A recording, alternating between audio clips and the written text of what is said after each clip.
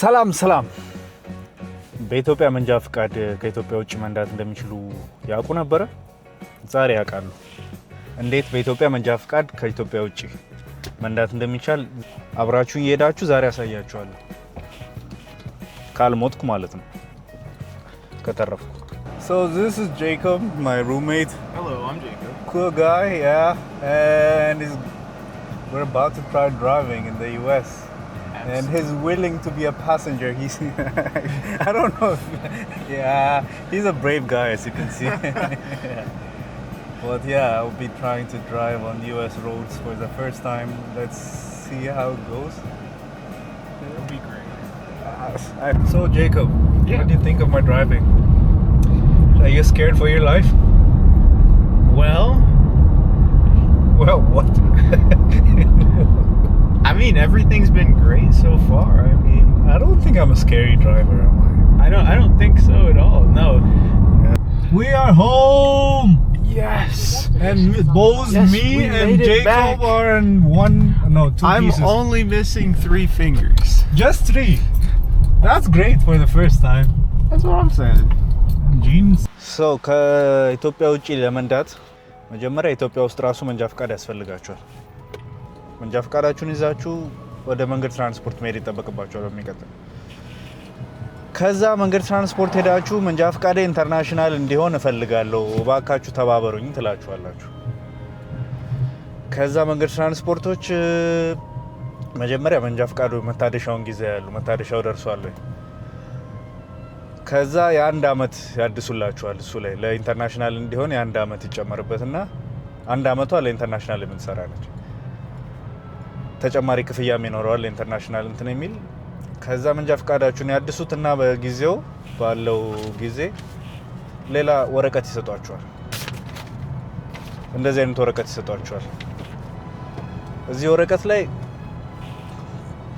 ሜይንሊ በቃ እንትን እንደ መንጃ ፍቃዳችሁ ምን መንዳት እንደሚፈቀድላችሁ በእናንተ መንጃ ፍቃድ። ለምሳሌ አውቶ ከሆነ የኔ አሁን የሚለው 8 ሰው መጫን የሚችል የቤት መኪና መንዳት እንደምችል ነው። ከባድ መኪና ወይ ምናምን ወይ ብዙ ሰው የሚጭን ሚኒባስ ወይ መንዳት አልችልም ማለት ነው።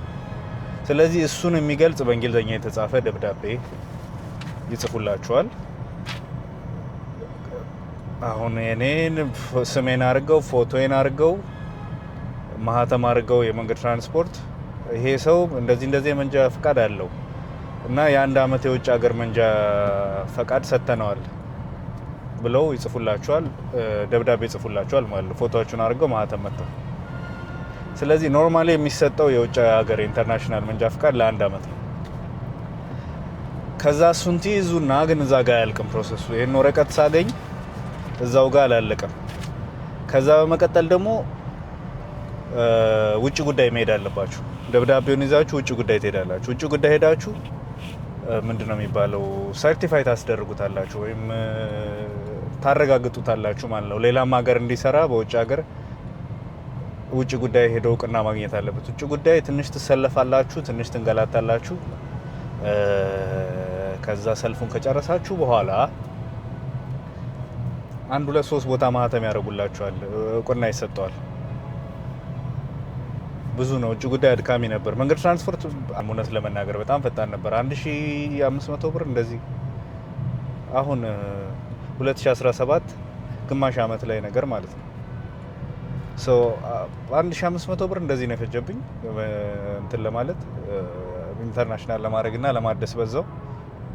እሱን ካፈልኩ ቶሎ ነው ያለቀው። ውጭ ጉዳይ ትንሽ አንገላተውኛል። በጣም ብዙ ሰውም ይበዛል፣ ወረፋ አለው ምናምን፣ ትርምስ ነው ብቻ ትንሽ አይመችም።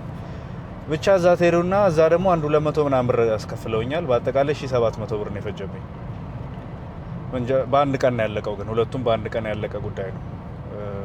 ራሴ ነኝ እጅ ጨረስኩት፣ ጊዜ ስለነበረኝ ነው። የመንገድ ትራንስፖርቱ 30 ደቂቃ አይፈጅም። በአጠቃላይ ሙሉ ፕሮሰሱ ፈጣን ነው። እናንተ የሚጠበቅባችሁን ይዛችሁ ከሄዳችሁ እነሱ ጋር እኔ እንግዲህ ያስተናገዱኝ በጣም ቀልጣፋ ነበር። የቦሌ ክፍለ ከተማ ነው፣ ጥሩ ነበር። ከዛ ማህተሙ ምኑ ካለቀ በኋላ ውጭ ጉዳይ እውቅና ከተሰጠው በኋላ ጨረሳችሁ ማለት ነው። አሁን መንጃ ፍቃዳችሁን እና ይሄንን ወረቀት አያይዛችሁ አንድ ላይ ውጭ ሀገር መንዳት ትችላላችሁ ማለት ነው። ምንድነው ኮንዲሽኑ? ስትነዱ ሁሉ ጊዜ መንጃ ፍቃዱ መያዝ አለባችሁ። ከዛ ደግሞ የታደሰው መንጃ ፍቃድ ኖርማል መንጃ ፍቃድ ነው፣ የኢትዮጵያ መንጃ ፍቃድ ነው። እሱም ደግሞ የሚያብራራ ይሄ ደብዳቤ አለ። ሁለቱን አንድ ላይ አድርጋችሁ ነው መንዳት የምትችሉት። ፖሊስ ቢጠይቃችሁ እሱ ነው የምታሳዩት ማለት ነው። ይሄን ይመስላል በአጭሩ ውጭ ሀገር ለመንዳት የሚያስፈልገው ፕሮሰስ። ምንድነው አንድ ሌላ ወሳኝ ነገር፣ ይሄ ነገር የሚያገለግለው ለ1 አመት ብቻ ነው። ብዙ ሀገሮች ውስጥ ለ1 አመት ነው የሚሰጧችሁ። ኢትዮጵያ መንግስትም ሀገሮቹ ውስጥም እንደየሀገሩ ቢለያይም እስካሁን እንደሰማሁት ማክሲማም በውጭ ሀገር መንጃ ፍቃድ ኢንተርናሽናልም ቢሆን መንዳት የምትችሉት አንድ ሀገር ውስጥ 1 አመት ነው። አሁን ለምሳሌ አሜሪካ ነኝ አሁን ያለሁት። በአሜሪካ ህግ የውጭ ሀገር መንጃ ፍቃድ ይዞ ኢንተርናሽናልም ሆነም አልሆነም ካልሆነ መንዳት አይችሉም። ኢንተርናሽናልም ቢሆን የውጭ ሀገር መንጃ ፍቃድ ይዞ መንዳት የሚቻለው 1 አመት ብቻ። ከ1 አመት በኋላ መንጃ ፍቃዱን ወደ ሎካል መንጃ ፍቃድ ወደ ሀገር ውስጥ መንጃ ፍቃድ መቀየር አለባቸው። እዚሁ አሜሪካ ያለ መንገድ ትራንስፖርታቸው እንደሚባለው ዲኤምቪ ነው መሰለኝ የሚባለው፣ ዲኤምኤክስ ነው አላውቅም፣ ብቻ እዛ ትሄዱና መቀየር አለባቸው። ሎካል መንጃ ፍቃድ ማውጣት አለባቸው። ከ1 አመት በላይ መጠቀም አይቻልም። ይሄን ማለት ከዚህ በፊት የነበርኩት ቪዲዮዎችን አይታችሁ ከሆነ ጀርመን ቆይቻለሁ። ጀርመን ደግሞ የምትፈቅደው እና ብዙ የአውሮፓ ሀገሮች ለ6 ወር ብቻ ነው የሚፈቅዱት። በውጭ ሀገር መንጃ ፍቃድ ኢንተርናሽናልም ቢሆን መንዳት የምትችሉት አገሪቷ ውስጥ በገባችሁ የመጀመሪያው 6 ወር ብቻ ነው። ከ6 ወር በኋላ ግዴታ መንጃ ፍቃዱን መቀየር አለባችሁ ማለት ነው። ይሄን ደግሞ የሚያረጋግጡት ፓስፖርታችሁ ላይ ማህተም ስላለ አገሪቷን የገባችሁበት ሰዓት ላይ እሱ 6 ወር በላይ ከሆነ ግዴታ መቀየር አለባችሁ። ሎካል መንጃ ፍቃድ ማውጣት አለባችሁ፣ አለበዛ አይሰራም። ትልቅ ልዩነት ነው ያለው አሁን በአሜሪካና ለምሳሌ ጀርመንን ነው በደንብ የማውቀው። አውሮፓ ሌሎቹም ጋር ተመሳሳይ ናቸው እያስባሉ ኢዩ ውስጥ እስካለ ድረስ ማለት ነው። የአሜሪካ ሲምፕል ነው፣ ፈጣን ነው፣ ርካሽ ነው። አውስትራሊያንም አይቼዋለሁ፣ ፈጣን ነው፣ ርካሽ ነው፣ ሲምፕል ነው። መንጃ ፍቃድ ለማውጣት ያን ያለው ስብስብ አይደለም። ጀርመን ውድ ነው፣ ጊዜ ይፈጃል። ኢትዮጵያ ብዙ አመት ነታችሁም ቢሆን ጊዜ ይፈጃል፣ ገንዘብ ይፈጃል፣ በጣም ውድ ነው። መንጃ ፍቃድ ማውጫው ራሱ አንድ መኪና ይገዛል። አንድ አሮጌ ያገለገለ መኪና በደንብ ይገዛል እና ትልቅ ኢንቨስትመንት ነው። ግን ያው ደግነቱ ያለ መኪና መኖር ይቻላል። ጀርመን ውስጥ ለምሳሌ ብዙም ሳትቸገሩ መኪና ሳያስፈልጋችሁ መኖር ይቻላል ማለት ነው። በዛው ልክ ደግሞ መንጃ ፍቃድ ውድ ነው፣ ጊዜ ይፈጃል፣ አድካሚ ነው፣ ብቻ ውስብስብ ነው። በደንብ መንዳት ብትችሉም ከዜሮ ነው የሚያስጀምሯቸው። እዚህ ሲምፕል ነው። ፈተናውን ብቻ መፈተን የሚቻልበት አማራጭ አለ። አውስትራሊያም እንደዛ እንደነበር አስታውሳለሁ። መንዳት ኦልሬዲ የሚችል ሰው ግዴታ ትምህርት ቤት ገብቶ መማር የለበትም። እና ከኢትዮጵያ ግን ስትሄዱ ለአጭር ጊዜ ከሆነ የምትሄዱበት ሀገር ላይ እና ኦልሬዲ ኢትዮጵያ ውስጥ መንጃ ፍቃድ ካላችሁ ኢንተርናሽናል ማድረጉን አንድ አማራጭ ነው። ከአመት በላይ ወይም ከ6 ወር በላይ የማትቆዩ ከሆነ ውጭ ሀገር እስከዛ ባላችሁበት ሰዓት ድረስ መንዳት ትችላላችሁ ማለት ነው ሳትቸገሩ። ይሄ እውቅና ወረቀት በእርግጥ ሁሉም ሀገር ውስጥ አይደለም የሚሰራው። አብዛኛው ሀገሮች ውስጥ ይሰራል፣ ግን ሁሉም ሀገር አይደለም የሚሰራው።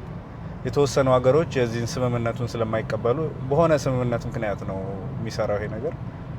ለምሳሌ አሁን ቻይና የምትሄዱ ሰዎች ይህን ወረቀት እና ኢንተርናሽናል መንጃ ፍቃድ ማውጣት አትችሉም።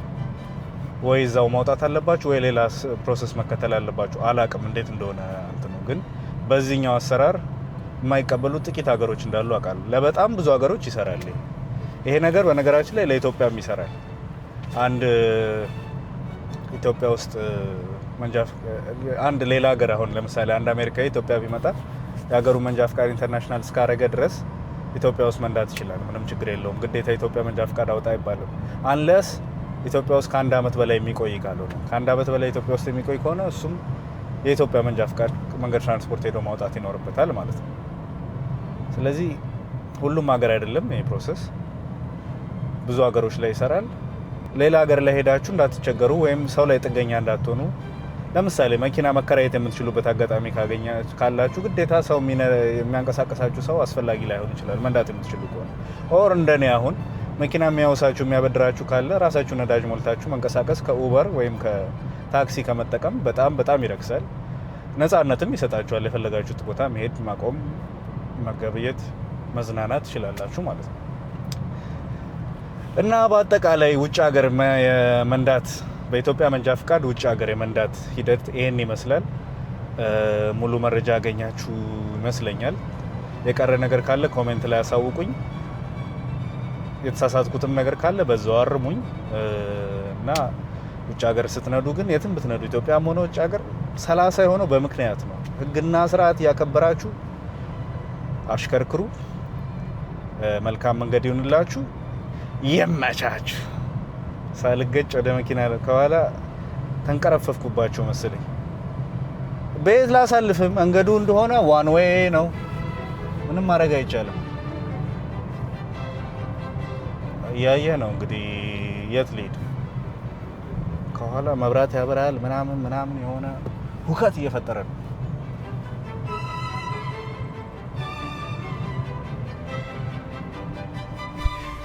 And that's driving in America. And like and subscribe, comment down below. Yes, what he said.